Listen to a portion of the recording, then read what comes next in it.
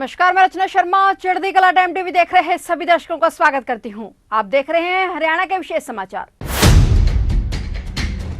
मुख्यमंत्री मनोहर लाल ने कहा कि प्रधानमंत्री नरेंद्र मोदी के डिजिटल इंडिया के विजन के अनुरूप सुदूर क्षेत्रों तक गुणवत्तापूर्ण स्वास्थ्य सेवा पहुंचाने के उद्देश्य से नवंबर 2019 में शुरू हुई ई संजीवनी सेवा आज नागरिकों के लिए बेहद कारगर साबित हो रही है। हरियाणा में भी ई संजीवनी ओपीडी की सेवाएं 16 अगस्त 2021 से 24 घंटे उपलब्ध कराई जा रही हैं। ई संजीवनी ओपीडी के माध्यम से 1,02,000 परामर्श दिए गए हैं। ई संजीवनी इस बात का प्रमाण है कि भारत में डिजिटल स्वास्थ्य का युग आ चुका है। मुख्यमंत्री मनोहर लाल ने चंडीगढ़ में सीएम की विशेष चर्चा कार्यक्रम के तहत ऑडियो कॉन्फ्रेंसिंग के माध्यम से ई संजीवनी स्वास्थ्य सेवा के लाभार्थियों से सीधा संवाद किया। मुख्यमंत्री ने कहा कि कोविड-19 महामारी के दौरान घर में बाहर निकलना जो कि जोखिम भरा था, इस वायरस के संक्रमण से बचाव के लिए लॉकडाउन लगाना पड़ा था। उस समय लोग बीमार होने पर कोविड से बचाव को ध्यान में रखते हुए अस्पताल जाने से डरते थे। यदि मरीज अस्पताल जाएं भी तो वहां मरीजों की भारी संख्या के चलते डॉक्टर से मिल पाना बहुत मुश्किल था। ऐसे समय में घर बैठे डॉक्टरी सलाह लेकर इलाज करवाने के लिए ई संजीवनी सेवा अत्यंत कारगर साबित हुई।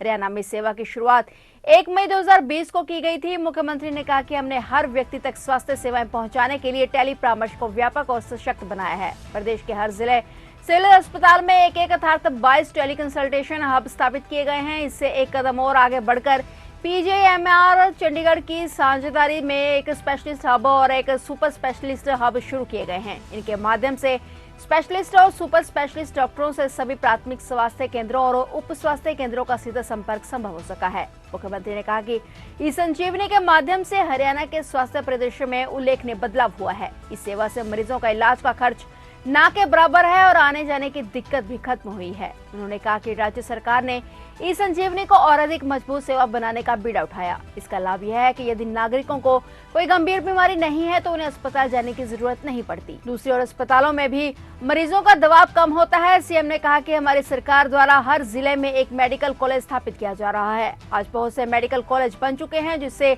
एमबीबीएस की सीटें लगभग 1900 के करीब हो चुकी हैं। मुख्यमंत्री ने कहा कि स्वास्थ्य सेवाओं को सुदृढ़ करने की दिशा में हरियाणा सरकार ने कई कदम उठाए हैं। हमने प्रधानमंत्री जन आरोग्य आयुष्मान भारत योजना का विस्तार करते हुए चिरायु आयुष्मान योजना शुरू की है। इसमें 1,80,000 रुपए तक वार्षिक आय वाले परिवारों को 5 लाख रुपए वार्षिक का स्वास्थ्य कवर मिल रहा है। अब इसमें 3 लाख रुपए तक वार्षिक आय वाले परिवार भी शामिल किए गए हैं। इससे लगभग 8 लाख और परिवार कवर हो जाएंगे।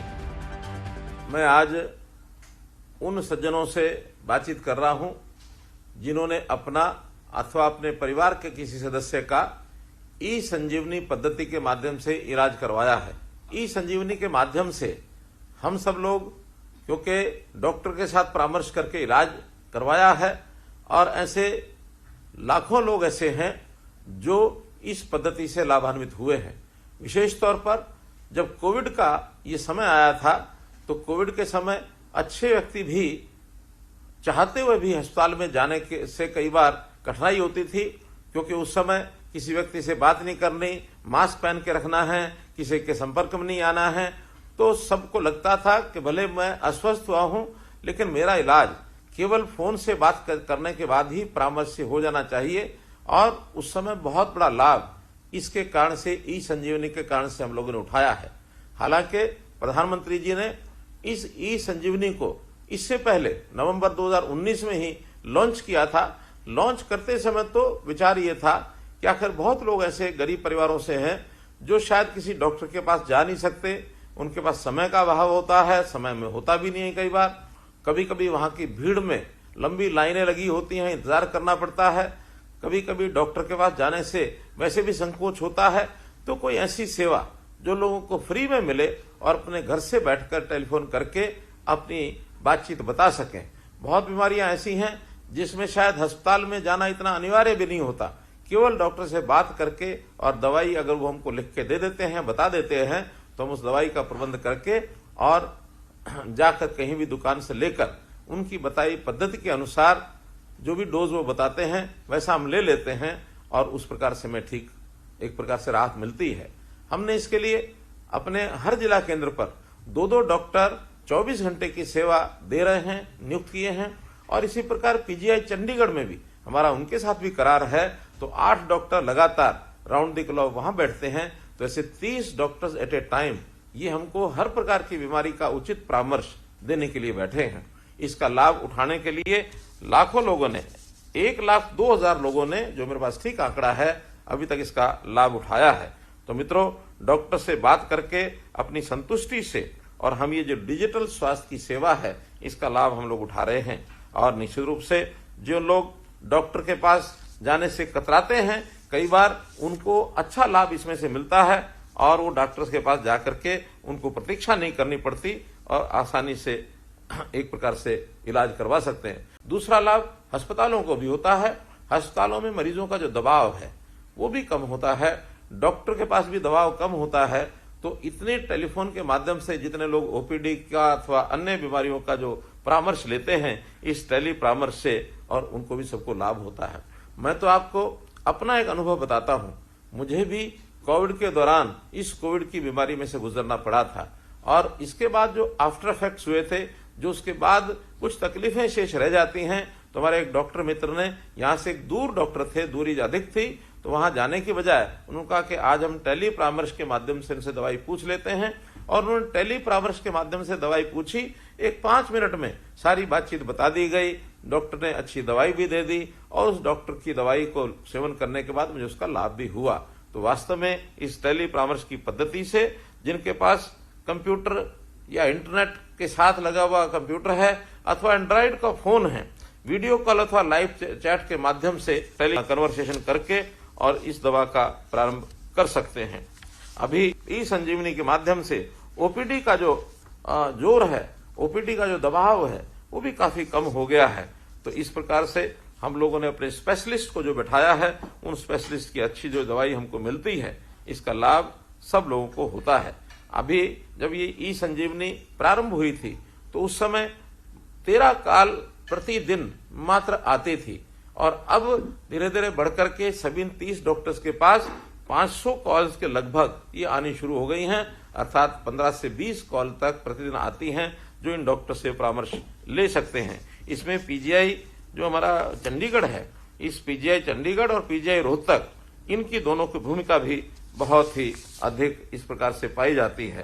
तो मित्रों, आप लोगों को इस जो लाभ मिला है ये आम सामान्य व्यक्ति के लिए बहुत लाभदायक है, क्योंकि कई बार गरीब व्यक्ति वो पैसा नहीं दे सकता, तो गरीब से गरीब व्यक्ति को भी उच्च कोटि की जो स्वास्थ्य सेवाएं हैं ये उनको मिलने लगी हैं। हमने वैसे स्वास्थ्य के क्षेत्र में बहुत सी और योजनाएं बनाई हैं। जहां तक डॉक्टर की उपलब्धता का विषय है, जब 2014 में हमने देखा कि हमारे यहाँ जितनी पॉपुलेशन है उसके हिसाब से डॉक्टर्स की संख्या बहुत कम है, तो उस समय मेडिकल कॉलेजेस की संख्या बढ़ाने का हमने निर्णय लिया और ये कहा था कि हर जिले में कोई ना कोई मेडिकल कॉलेज होना चाहिए। मुझे इस बात का संतोष है कि आज बहुत से मेडिकल कॉलेज नए खुल चुके हैं। जो एमबीबीएस की उस समय 700 सीटों का प्रवेश होता था, वो लगभग 1900 सीटों का प्रवेश अब होने लग गया है। और जितने मेडिकल कॉलेज अब पाइपलाइन में हैं, उस समय मात्र 6 मेडिकल कॉलेज काम कर रहे थे, आज 14 मेडिकल कॉलेजेस काम कर रहे हैं। और आने वाले समय में जितने पाइपलाइन में मेडिकल कॉलेजेस हैं, इससे 3 वर्ष 4 वर्ष के अंदर ये लगभग 25 मेडिकल कॉलेज हो जाएंगे और 3500 मेडिकल कॉलेज में एमबीबीएस की सीटें ये उपलब्ध हो जाएंगी। इसी प्रकार पीजी की सीटें भी ये बहुत बढ़ रही हैं। तो हम इन डॉक्टर्स की जो जैसी संख्या बढ़ेगी, हम गांव के दूर दराज क्षेत्रों में भी अपने डॉक्टर्स को उपलब्ध करा सकेंगे। डॉक्टर्स के साथ साथ पैरामेडिक्स, नर्सिंग, इनको भी, फिजियोथेरेपी, ऐसे कॉलेज को भी बढ़ावा दे रहे हैं ताकि इससे भी डॉक्टर्स के काम में, इलाज करने की इस पद्धति में और सुविधा हमको मिले। हमने आयुष्मान भारत, मालूम है कि देश में प्रधानमंत्री जी ने जो आयुष्मान भारत की योजना चलाई, इसमें गरीब व्यक्ति को 5 लाख रुपए तक का मुफ्त बीमा ये सारे देश भर में लोगों को दिया गया है। हरियाणा में ऐसे 15.5 लाख परिवारों को इस बीमा का लाभ होने वाला था। हमने साथ में चिरायु योजना बनाई, जिसके कारण से ये संख्या 29 लाख परिवार इसमें कुल मिलाकर शामिल हो गए। बाद में जब ऐसा भी लोगों की डिमांड आई कि 1,80,000 रुपए वार्षिक से ऊपर 3 लाख रुपए तक के लोगों को भी ये योजना का लाभ मिले, तो हमने बहुत कम राशि, केवल 1500 रुपया वार्षिक योगदान से, और इसको ऐसे लोगों के लिए भी खोला है जो अपना रजिस्ट्रेशन करा रहे हैं। तो 8 लाख परिवार इस योजना में, 1,80,000 से लेकर 3 लाख तक की जो योजना है, ऐसे 8 लाख नए परिवार इसमें जुड़ेंगे। अगर ये सब जुड़ते हैं तो लगभग 37 लाख परिवारों को ये सुविधा उपलब्ध हो जाएगी। हमारी आबादी का यानी 55% एक प्रकार से जो जनसंख्या है इस योजना से लाभान्वित होगा। कभी कभी व्यक्ति को बीमारी का पता नहीं लगता है, बीमार होने के बाद इलाज की ओर वो उत्सुक हो जाता है, इलाज के लिए वो ओपीडी भी जाएगा, ई संजीवनी का उपयोग करेगा, अस्पताल में आवश्यकता पड़े तो इलाज कराएगा। लेकिन कभी कभी बीमारी बिल्कुल एकदम प्रारंभिक क्षणों में होती है, व्यक्ति को पता नहीं लगता है। इस बात को भी ध्यान करते हुए हमने तय किया कि गरीब व्यक्तियों का 2 साल में एक बार शारीरिक परीक्षण यानी उसका जो टेस्ट है, मेडिकल टेस्ट, ये अनिवार्य रूप से किया जाए। इस पद्धति को हमने निरोगी हरियाणा इसका नाम दिया और निरोगी हरियाणा के अंतर्गत आज ऐसे सब गरीब परिवारों के, उनके बच्चों के, सबके परीक्षण ये चल रहे हैं और इसके तहत 25 प्रकार के जो मानक है उसमें ऐसे परिवारों की स्वास्थ्य जांच ये होती है। अभी तक 32 लाख से अधिक व्यक्तियों की जांच हो चुकी है, 1,72,00,000 टेस्ट ऐसे किए जा चुके हैं। और हैरानी की बात तो ये है कि ऐसे बहुत से लोगों को कई प्रकार की ऐसी गंभीर बीमारियां जो उनको पता नहीं था और पता लगने के बाद उनको इलाज के लिए अस्पतालों में भेजा गया, वहां उनका इलाज अच्छे प्रकार से इलाज हुआ। बहुत से लोग स्वस्थ भी हो गए हैं, जिनको इलाज की और आवश्यकता होती है उनको रेफर भी किया जाता है अथवा उनको दवाई दे करके उस इलाज के लिए और उसको एक प्रकार से ठीक किया जाता है। हमने पूरे हरियाणा में मुख्यमंत्री मुफ्त इलाज योजना ये भी चला रखी है और इस योजना के अंतर्गत 228 प्रकार के ऑपरेशन, 70 प्रकार के टेस्ट और 21 प्रकार की दंत चिकित्सा ये मुफ्त दी जाती है। साथ ही लगभग 500 दवाइयां ये भी मुफ्त दी जाती हैं ताकि गरीब को अपने शरीर का स्वास्थ्य बिगड़ने पर कोई पैसा खर्च न करना पड़े। ऐसी सब योजनाओं का लाभ आम आदमी को हो रहा है। ये तो तब होता है जब हम बीमार हुए और हम स्वस्थ यानी बनने के लिए, क्योंकि हमको स्वस्थ बनना है तो अपना इलाज कराना ये अनिवार्य है। लेकिन इसके साथ साथ मैं तो एक और प्रकार की बात भी हमेशा हरियाणा के समाज को सब कहता रहा हूं कि स्वस्थ रहना, एक तो स्वस्थ होना या बनना, एक स्वस्थ रहना, इसमें दोनों में अंतर है। स्वस्थ रहने के लिए वास्तव में यदि हम बचपन से ही अपने स्वभाव को, आदतों को, खान पान को ठीक करें और जीवन में कुछ चीजें अगर हम आवश्यकता अनुसार उसको अंगीकार करें, उसको अडॉप्ट करें, तो बीमार ही नहीं होंगे। आखिर हम बीमार क्यों हों? बीमार न होने के लिए हमारा खान पान कैसा है, हमारी दिनचर्या कैसी है, इसके लिए भी हमने जगह जगह पर आयुर्वेदिक पद्धति से वेलनेस सेंटर्स इनको कई जगह खोला है और भी जगह खोल रहे हैं। व्यायामशाला गांव के अंदर ये भी खोली जा रही है और वहां जाकर के योग करें, व्यायाम करें। खेलों में हरियाणा बहुत आगे है, खेल खेलने से भी हमारा स्वास्थ्य जो है वो ठीक होता है। और हमारा हरियाणा का युवक, दुर्भाग्य की बात है कि कई इलाकों में व्यसन जो उसको नशे का होने लगा है, ये भी कोई बहुत ही एक बुरी बात है जिससे उसका शरीर और स्वास्थ्य बिगड़ता है। इसके लिए भी हमने अभियान चलाया है, ड्रग फ्री हरियाणा, किस प्रकार से शराब मुक्त, नशा मुक्त ये हमारा हरियाणा इस प्रकार से हो, इस ओर जनता में जागरूकता पैदा करने के लिए पिछले दिनों में आपको मालूम है कि हमने 25 दिन की एक साइक्लोथॉन, साइकिल यात्रा ये निकाली। लाखों लोगों ने इसमें भाग लिया।